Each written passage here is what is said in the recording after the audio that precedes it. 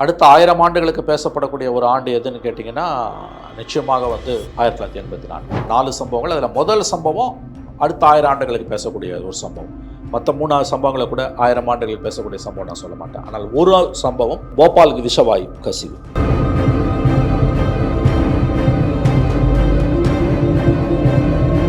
அதுதான் அடுத்த 1000 ஆண்டுகளுக்கு இந்திய வரலாறில் முக்கியமான ஓராண்டாக 1984 வைத்திருக்கக்கூடிய ஆண்டு என்று இன்றைய நிலவரப்படி நான் சொல்வேன். பிரதமர் இந்திரா காந்தி அவர்கள் கொல்லப்பட்ட நாள், சீக்கிய தீவிரவாதிகளால் சுட்டுக் கொல்லப்பட்ட நாள். 3வது சீக்கியர்களின் புனித தலமான பொற்கோவிலுக்குள் இராணுவத்தை உள்ளே அனுப்பிய நாள். பாதிக்கப்பட்டவங்க கவர்மெண்ட் கணக்குப்படி 5 லட்சம் பேர். ஆக்சுவலாக அதை விட அதிகமாக இருக்கும். 15,000 பேர் செத்துருப்பாங்க. பிணக்குவியலாக இருந்ததுன்றது தான் இந்த சம்பவத்தன்னைக்கு அங்கே இருந்தவங்க பார்த்தது.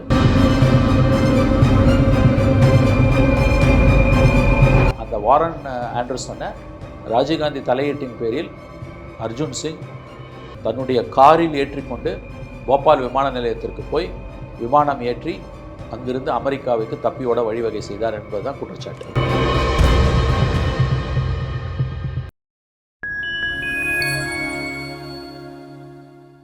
ஃபைன் டைம் மீடியா நேயர்களுக்கு வணக்கம். நான் உங்கள் செங்கித்குவன். வழக்கமாக நம்ம எப்போவுமே ஒரு நேர்காணலில் விரிவான ஒரு தகவல்களை வரக்கூடிய சிறப்பு விருந்தினர்கள்ட்ட பெறுவோம். ஆனால் இந்த நிகழ்ச்சி முழுக்க முழுக்க வரலாற்றில் என்ன முக்கியமாக பதியப்பட்டது, சொல்லப்பட வேண்டியது என்ன, இதன் மூலம் அடுத்த தலைமுறையினருக்கு கடத்த வேண்டிய முக்கியமான செய்திகள் என்ன அப்படிங்கிற போன்ற நிகழ்வுகளை டோட்டலாக ஒரு வரலாற்று பதிவோடு ஒரு ஆவணமாக வெளியிடக்கூடிய ஒரு நிகழ்ச்சி. இந்த நிகழ்ச்சிக்கு காலப்பெட்டகம் என்று ஃபைன் டைம் மீடியாவின் சார்பில் பெயர் வைத்திருக்கிறோம். முதல் நேர்காணலை நம்மோடு இணைந்து பகிர்ந்து கொள்வதற்காக இணைந்திருக்கிறார் மரியாதைக்குரிய மூத்த பத்திரிகையாளர் திரு மணி அவர்கள். வணக்கம் சார். சார் வணக்கம். எப்படி சார் இருக்கீங்க? நன்றாக இருக்கிறேன். காலப்பெட்டகத்தின் முதல் நிகழ்ச்சி உங்களோடு நடத்துவதில் ஃபைன் டைம் மீடியா பெருமை கொள்கிறது. நன்றி சார். அதே சமயம் 1984ஆம் ஆண்டு இந்திய அரசியலிலும் சரி தமிழ்நாட்டு அரசியலும் சரி ரொம்பவே ஒரு முக்கியத்துவம் வாய்ந்த ஒரு ஆண்டாக நான் கருதுறேன். ஏன் அப்படின்னா 1984 பொது தேர்தல், இங்கேயும் தமிழ்நாடு அளவில் சட்டமன்ற தேர்தல். 1984 அக்டோபர் 31ஆம் தேதி இந்தியாவின் ஒரு கருப்பு நாள் என்று சொல்லப்படுகிற அளவுக்கு அந்த நாள் முக்கியத்துவம் வாய்ந்ததாக கருதப்படுது. இந்திரா காந்தி அவருடைய படுகொலை சம்பவம். அதற்கு முன்பாக பஞ்சாபில் இருக்கக்கூடிய சீக்கியர்களின் புனித தலமான பொற்கோயிலில் இராணுவ நடவடிக்கை, அதாவது இந்திய அரசின் சார்பில் வைக்கப்பட்ட அதற்கான பேர் ஆப்ரேஷன் ப்ளூ ஸ்டார் அப்படிங்கிற சம்பவம். 3வது சம்பவம் எம்ஜிஆர் இப்போ கூட நிறைய கிராமங்களில் ஆண்டிப்பட்டி, காங்கேயம், இன்னும் சில ஊரில் ஒரத்தநாடுலாம் ஒரு கிராம பகுதியில் போனோம் அப்படின்னா, எப்பா எம்ஜிஆர் அப்போவே படுத்துக்கிட்டு ஜெயிச்சார்ப்பா அப்படின்லாம் சொல்லுவாங்க. ஸோ இந்த சம்பவத்தை எப்படிப்பா சொல்கிறாங்க அப்படின்னு சொல்லி கனெக்ட் பண்ணி நம்ம வரலாற்றில் தேடி படிக்கும்போது 1984 ஒரு அமெரிக்காவுக்கு ட்ரீட்மெண்ட் போனார். ரொம்ப முக்கியத்துவம் வாய்ந்ததாக மக்கள் இப்போ பரவலாக பேசப்பட்டிருக்காங்க. அதுக்கு அடுத்ததாக டிசம்பர் 3ஆம் தேதி நடந்த போபால் விஷவாயு வழக்கு. ஸோ இதை நாளையுமே தொகுத்து ஒரு மறக்க முடியாத சம்பவங்களாக இந்த நிகழ்ச்சியில் பேச இருக்கும். முதலாவதாக ஆப்ரேஷன் ப்ளூ ஸ்டார் பற்றி சொல்லுங்கள். ஆப்ரேஷன் ப்ளூ ஸ்டாருக்கு முதல்ல நம்ம 1984 பற்றி தான் பொதுவாக பேசுறது. சுதந்திர இந்திய வரலாறில் 1947ஆம் ஆண்டு நாடு விடுதலை அடைகிறது. 200 ஆண்டு கால பிரிட்டிஷ் ஏகாதிபத்தியத்திடமிருந்து இந்தியா விடுதலை அடைகிறது. 47ஆம் ஆண்டு இடைக்கால பிரதமராக பண்டித ஜவஹர்லால் நேரு அவர்கள் பதவியேற்றுக் கொள்கிறார். 1948ஆம் ஆண்டு நாடு விடுதலை அடைந்த 5 மாதம் காலத்திற்குள் ஜனவரி 30ஆம் தேதி தேசப்பிதா மகாத்மா காந்தி படுகொலை செய்யப்படுகிறார். லைட் ஹஸ் கான், விளக்கு அணைந்து விட்டதுன்னு ஜவஹர்லால் நேரு அப்பொழுது தேசப்பிதாவோட படுகொலையை பற்றி சொல்லுகிறார். மகாத்மா காந்தி மறைந்த பிறகு இந்தியா என்ற நாடு இனி நீடித்திருக்குமா ஜீவித்திருக்குமா என்றே பலருக்கும் ஐயம் இருந்தது. ஆனால் அதற்கு ஏன்னா சுதந்திரம் அடைந்து 6 மாத காலத்திற்குள் நடந்த ஒரு கொடுமை அது. அப்போ பிரிட்டிஷ் முன்னாள் பிரதமராக அன்று இருந்த வின்ஸ்டன் சர்ச்சில் சொன்னது, நாங்கள் 50 ஆண்டு காலம் அவரை பாதுகாத்தோம், உங்களால் 6 மாத காலம் கூட அவரை பாதுகாக்க முடியவில்லை என்று சொன்னார். ஸோ அது ஒரு மிகப்பெரிய ஒரு துன்பியல் நிகழ்வு அது. அதுலேருந்து நீங்கள் பார்த்தீங்கன்னா பிரிவினை காலம், இந்தியா பாகிஸ்தான் பிரிவினை காலம், அதன் பிறகு தேசப்பிதா மகாத்மா காந்தியோட படுகொலை, அதன் பிறகு 1950 குடியரசாக இந்திய அரசியலமைப்பு சாசனம் உருவாக்கப்படுகிறது. 1952 முதல் பொது தேர்தல், இந்தியா முழுவதும் அனைவருக்கும் வாக்குரிமை கொடுத்து நடத்தப்பட்ட பொது தேர்தல். இதை ஏன் நான் சொல்கிறேன்னா இதெல்லாம் முக்கியமான சம்பவங்கள். இன்றைக்கி வந்து எவ்வளோ ஆண்டுகள் இப்போ 76 ஆண்டுகள் ஓடிப்போச்சு இல்லையா? அதில் ஒரு 53, இதில் ஒரு 24, 77 ஆண்டுகள். நாடு விடுதலை அடைந்து 77 ஆண்டுகள் ஆகின்றது. இந்த 77 ஆண்டுகளில் ஒரு ஆண்டு, ஒரு முக்கியமான ஆண்டுன்னு நம்ம இந்த 77 ஆண்டு கால வரலாறை மட்டும் நம்ம எழுதுகிறோம்னு வச்சுக்கோங்களேன். இந்தியாவோட இந்த 77 ஆண்டு கால வரலாறை மட்டும் நம்ம எழுதுகிறோம். அதில் ஒரு ஆண்டை மட்டும் நீங்கள் முக்கியமான ஆண்டாக கருதுவீர்களா? எந்த ஆண்டை நீங்கள் முக்கியமான ஆண்டாக கருதுவீர்கள் என்று என்ன கேட்டிங்கன்னா வந்து ரொம்ப முக்கியமான ஒரு ஆண்டு என்று 1984ஆம் ஆண்டை நான் சொல்வேன். வரும் காலங்களில் அடுத்து வரும் ஆண்டுகள் இதை விட முக்கியமான ஆண்டுகளாக கூட மாறி போகலாம், நமக்கு தெரியாது. அடுத்த 100 ஆண்டுகளில் 200 ஆண்டுகளில் எப்படி வேணால் மாறி போகலாம். இந்த 84 பின்னுக்கு தள்ளிட்டு வேறொரு ஆண்டு வந்து முக்கிய சம்பவங்களை உள்ளடக்கிய ஆண்டாக மாறி போகலாம். அதனால் இதுவரைக்கும் 1947 கட் ஆஃப் டேட்டா வச்சோன்னா இந்த 77 ஆண்டுகளில் நாடு விடுதலை அடைந்த இந்த 77 ஆண்டுகளில் ஒரு ஆண்டு இந்தியாவில் மிக முக்கியமான ஒரு ஆண்டு. அடுத்த என்ன சொல்ல போனீங்கன்னா அடுத்த குறைந்தபட்சம் அடுத்த இன்றைய நிலவரப்படி அடுத்த 1000 ஆண்டுகளுக்கு பேசப்படக்கூடிய ஒரு ஆண்டு எதுன்னு கேட்டிங்கன்னா நிச்சயமாக வந்து 1984. அடுத்த 1000 ஆண்டுகளுக்கு பேசப்படக்கூடிய ஆண்டு என்னால் உறுதியாக சொல்ல முடியும். அவ்வளோ முக்கியத்துவம் வாய்ந்த சம்பவங்கள் 4 சம்பவங்கள். அதில் முதல் சம்பவம் அடுத்த 1000 ஆண்டுகளுக்கு பேசக்கூடிய ஒரு சம்பவம். மற்ற 3 சம்பவங்களை கூட 1000 ஆண்டுகளுக்கு பேசக்கூடிய சம்பவம் நான் சொல்ல மாட்டேன். ஆனால் ஒரு சம்பவம் அடுத்த 1000 ஆண்டுகளுக்கு பேசக்கூடிய அந்த ஒரு தரவரிசை பட்டியலில் 1984 கொண்டு போய் சேர்க்கிறது. ஒன்று போபால் விஷவாயு கசிவு, நம்பர் 1. அதுதான் அடுத்த 1000 ஆண்டுகளுக்கு இந்திய வரலாறில் முக்கியமான ஓராண்டாக 1984 வைத்திருக்கக்கூடிய ஆண்டு என்று இன்றைய நிலவரப்படி நாம் சொல்வது போபால் விஷவாயு கசிவு. அது என்னன்னு நம்ம பேசுவோம். 2வது பதவியில் இருக்கக்கூடிய பிரதமர் இந்திரா காந்தி அவர்கள் கொல்லப்பட்ட நாள், சீக்கிய தீவிரவாதிகளால் சுட்டுக் கொல்லப்பட்ட நாள். 3வது சீக்கியர்களின் புனித தலமான பொற்கோவிலுக்குள் இராணுவத்தை உள்ளே அனுப்பிய நாள். 4வது தமிழகத்தை பொறுத்தவரையில், இது இந்தியாவை பொறுத்தவரையில்னு சொன்னால் இந்த 3 சம்பவங்கள், தமிழகத்தை பொறுத்தவரையில் அன்றைய முதலமைச்சராக இருந்த எம்ஜிஆர் அவர்கள் முதன்முறையாக சிகிச்சைக்காக அப்போலோ மருத்துவமனை தொடங்கி ஓராண்டு தான் ஆகுது. 83 தொடங்கினாங்க, 84 எம்ஜிஆர் அங்கே போய் சேர்ந்தார். அதன் பிறகு அமெரிக்கா ட்ரீட்மெண்ட் போயிட்டு திரும்ப வந்தார். ஸோ இந்த 4ஐயும் நான் சேர்த்துக்கிறேன். அதில் முதல் 3 தான் இந்திய வரலாறில் முக்கியமான நாள். அதில் முதல் 1 ஃபஸ்ட் 1 அடுத்த 1000 ஆண்டுகளுக்கு பேசப்படக்கூடிய நாள் நம்ம வச்சுக்கலாம். இப்போ போபால் விஷவாயு கசிவு அப்படி என்றால் என்ன? போபால் விஷவாயு கசிவு அப்படின்னு என்னன்னு கேட்டிங்கன்னா ரொம்ப முக்கியமானது. ரொம்ப சுருக்கமாக தான் நம்ம பேசுகிறோம். ஒரு சப்ஜெக்டையும் நீங்கள் 10-15 நிமிஷம் பேசுகிறோம். இதோட தொடர்ச்சி வந்து வரும் நாட்களில் நம்ம கடந்து இப்போ பேசுவோம். முதல்ல போபால் விஷவாயு கசிவு. போபால் என்ற நகரம் எங்கே இருக்கிறது? மத்திய பிரதேஷ். அதனுடைய தலைநகரம் தான் போபால் இல்லையா? மத்திய பிரதேஷுடைய தலைநகரம் போபால். ஹார்ட்கோர் ஹிந்தி பெல்ட், ஹிந்தி பேசக்கூடிய மக்கள் இருக்கக்கூடியது. அடர்த்தியான மக்கள் தொகை கொண்டது. சரியான வார்த்தை, அடர்த்தியான மக்கள் தொகை. இந்தியாவோட மைய பகுதியில் இருக்குது. அதனால தான் மத்திய பிரதேஷ். மத்தியன்னா மைய, சென்டர். அதனால தான் அது பேர் மத்திய பிரதேசம். ஆக்சுவலாக தமிழில் மத்திய பிரதேசம், ஹிந்தியில் ஒரிஜினல் நேம் மத்திய பிரதேஷ். அதனுடைய தலைநகரம் தான் போபால். அந்த போபாலில் 1984ஆம் ஆண்டு டிசம்பர் 2 நள்ளிரவு, டிசம்பர் 3 அதிகாலை, that is between December 2 midnight and December 3 small hours நம்ம சொல்லுவோம் இல்லையா, அந்த 3லேருந்து 5. ஸோ டிசம்பர் இரவு, டிசம்பர் 3 நள்ளிரவில் அங்கே இருக்கக்கூடிய ஒரு முக்கியமான தொழிற்சாலை, அந்த தொழிற்சாலையோட பேர் என்னென்னா யூனியன் கார்பைடு என்ற ஒரு அமெரிக்க நிறுவனம். அந்த நிறுவனம் அங்கே இயங்கி வருகிறது. அந்த நிறுவனத்தில் என்ன ஆகுதுன்னு கேட்டிங்கன்னா, அது வந்து ஒரு பூச்சிக்கொல்லி மருந்து மற்றும் சில வாயுவை உற்பத்தி பண்ணக்கூடிய ஒரு தொழிற்சாலை.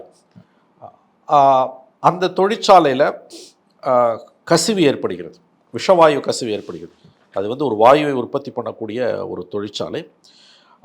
அந்த அந்த அந்த அந்த அந்த ஆலையில் ஒரு மிகப்பெரிய அளவில் வந்து ஒரு விஷவாயு கசிவு ஏற்படுகிறது.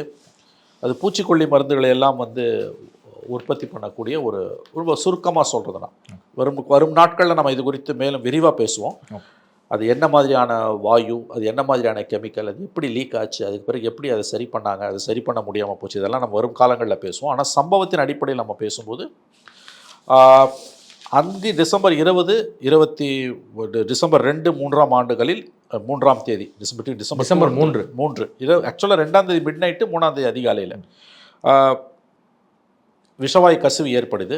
முதல்ல வந்து என்னன்னே புரியாமல் மக்களுக்கு வந்து வெறும் இருமல் வருது. அதன் பிறகு வந்து கண்களில் கண்ணீர் வருது.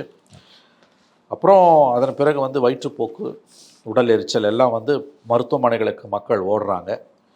கிட்டத்தட்ட வந்து ஆக்சுவலாக வந்து இறந்து போனவங்க சோஷியல் ஆக்டிவிஸ்டோட கணக்குப்படி 15,000க்கும் மேற்பட்டவங்க இறந்து போயிருக்காங்க. 15,000க்கும் மேற்பட்டவங்க இறந்து போயிருக்காங்க. அந்த சம்பவம் நடந்த 3 நாளில் மட்டும் 8,000 பேர் இறந்துருக்காங்க. அதாவது சர்வதேச அளவில் நிகழ்ந்த மிகப்பெரிய விஷவாயு கசிவுகளில் அதுவும் ஒன்று. ஆக்சுவலாக வந்து அந்த நிறுவனம் வந்து யூனியன் கார்பைட் 1979ஆம் ஆண்டு பூச்சிக்கொல்லி உற்பத்தியை தொடங்குது. பூச்சிக்கொல்லி உற்பத்திக்கான அந்த ஒரு கெமிக்கல்ஸ் உற்பத்தி பண்ணுறாங்க. அங்கே தான் அந்த விஷவாயு கசிவு ஏற்படுது. பூச்சிக்கொல்லி, நான் முதல்ல சொன்னது வாயு உற்பத்தி இல்லை, மன்னிக்கணும். 1979ஆம் ஆண்டு அந்த யூனியன் கார்பைட் நிறுவனம் பூச்சிக்கொல்லி உற்பத்தி, பூச்சிகளை கொல்லக்கூடிய அந்த கெமிக்கல்ஸ் அதை இது பண்ணுறாங்க. அங்கே தான் விஷவாயு கசிவு ஏற்படுது. அதில் கிட்டத்தட்ட வந்து 3 நாளில் 8,000 பேர் இறந்துருக்காங்க. பாதிக்கப்பட்டவங்க கவர்மெண்ட்டு கணக்குப்படி 5 லட்சம் பேர். ஆக்சுவலாக அது அதை விட அதிகமாக இருக்கும். 15,000 பேர் செத்துருப்பாங்க. பிணக்குவியலாக இருந்ததுன்றது தான் அந்த சம்பவத்தை அன்றைக்கி அங்கே இருந்தவங்க பார்த்தது. அதனுடைய உரிமையாளராக அன்றைக்கி இந்தியாவிலேயே தங்கி இருந்தவர் வாரன் ஆண்டர்சன்றவர். அன்றைக்கி அங்கே இருந்தது காங்கிரஸ் கவர்மெண்ட், அர்ஜுன் சிங் கவர்மெண்ட். அர்ஜுன் சிங்கின் பிற்காலத்தில் மத்திய அமைச்சராக இருந்தவர், அங்கே மத்திய பிரதேஷ் முதலமைச்சராக இருந்தார். ராஜீவ்காந்தி பிரதம மந்திரி. அந்த வாரன் ஆண்டர்சனை ஆக்சுவலாக போலீஸ் கைது பண்ணதுன்னு ஒரு தகவல் வருது. அது உறுதிப்படுத்தப்படாத தகவல். அவரை அரெஸ்ட் பண்ணி உடனே பெயிலில் விட்டுட்டாங்கன்றாங்க.